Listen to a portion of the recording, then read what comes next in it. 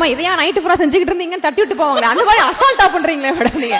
குரேஷி, இந்த இடத்துல உங்களோட மாச நீ ப்ரூவ் பண்ணியே ஆகணும். மேம் இது ஈஸியா தூக்கிட்டீங்க. இந்த ஒலிம்பிக்ல வர்ற மாதிரி வெயிட் ஏத்தலாமா அடுத்த ரவுண்டுக்கு?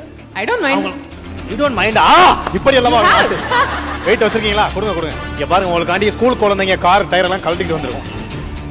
ஏண்டா கோலம் போட ரெடி ஆகுற மாதிரி ரெடி ஆவறீங்க, ஆனா weight lifting.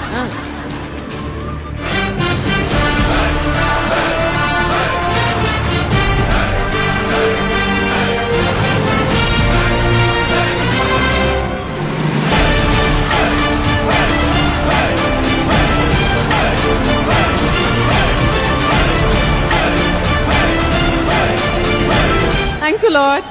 Super. What an extra curricular activity. ஒரு பெரிய கைது. This is not an extracurricular activity. என்ன மாதிரி பீஸ்க்கு அதுதான் எக்ஸ்ட்ரா. இருக்கு. மேடம் அங்க ஒரு பீஸ் போய் சார் நிலைமையில இருக்கு. என்னாச்சுடா? ஏன்டா ஸ்டேஜ் இப்படி இது பண்ணி வச்சிருக்க? I didn't expect this. Chennai slang வந்து எனக்கு ரொம்ப மோசமா தான் வரும். நான் இப்பவே சொல்லிடுறேன். அதனால ட்ரோல் பண்றதுக்கு ரெடி ஆயிடுங்க. ஏன்னா நான் என்ன பொதுவா நடக்கிறது தான். பாத்துரு வேற சும்மா இல்லாம ஜான கட்டிக்கிறியா மான கட்டிக்கிறியான்னா குத்தமுள்ள நெஞ்சு குறுக்குறேன்னு ஆயிடுதுல்ல.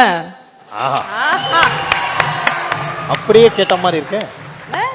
அப்படியே தான் இருக்கு. ஆமா, அப்படியே இமேஜின் அவங்க நயன்தாரா மேம் ஃபேஸ், நம்மளோட வாய்ஸ் அப்படியே. எனக்கு ரொம்ப நாளா ஒரு டவுட் மேம், இந்த சிங்கர்ஸ் தான் இருப்பாங்க, அப்புறம் டப்பிங் ஆர்டிஸ்ட் தான் இருக்காங்கல்ல, இந்த வாய்ஸ்க்கு எதுவும் ஆஃப் பண்ண அடிக்கடி ஐஸ்கிரீம்ஸ்லாம் சாப்பிட மாட்டாங்க, ஸ்நாக்ஸ்லாம் சாப்பிட மாட்டாங்க, அந்த மாதிரிலாம் சொல்லுவாங்க. அதெல்லாம் உண்மையா? ஒருத்தருக்கு ஒரு விஷயம் அலர்ஜி, ஒருத்தருக்கு ஒரு விஷயம் அலர்ஜி எல்லாம் கிடையாது.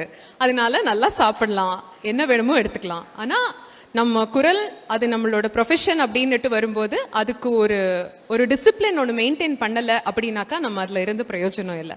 அதனால ஒரு சில கைட்லைன்ஸை வந்து நம்ம ஃபாலோ பண்ணுறது ரொம்ப முக்கியம். இதை சாப்பிட மாட்டேன் அதை சாப்பிட மாட்டேன்ட்டுலாம் இருக்க மாட்டேன். ஐ ட்ரை டு குரலை டிஸ்டர்ப் பண்ணாம எது பண்ணணுமோ அதை பண்ணுவேன், அவ்வளவுதான். இவங்க குரல் அட்வைஸை கேட்டுக்கிட்டே இருக்கணும் போல இருக்குல்ல குரேஷி? கரெக்ட், கேட்டுக்கிட்டே இருக்கணும். விட்டா பேசிட்டே இருப்பேன். மறுபடியும் ஒரு எல்இடி ஒன்று இருக்கு, அதை பார்த்துக்கலாம். ஓகே. அப்பா ஆக்சுவலி பேரண்ட்ஸும் வந்திருக்காங்க இல்லையா அவார்ட் ஃபங்க்ஷன்? எஸ். ஸோ அவங்களையும் வந்து ஸ்டேஜ்ல ஏற்றி இந்த சந்தோஷமான மொமெண்ட்ஸை ஃபேமிலியாக ஷேர் பண்ணணும் அப்படின்னு நாங்கள் ஆசைப்படுறோம்.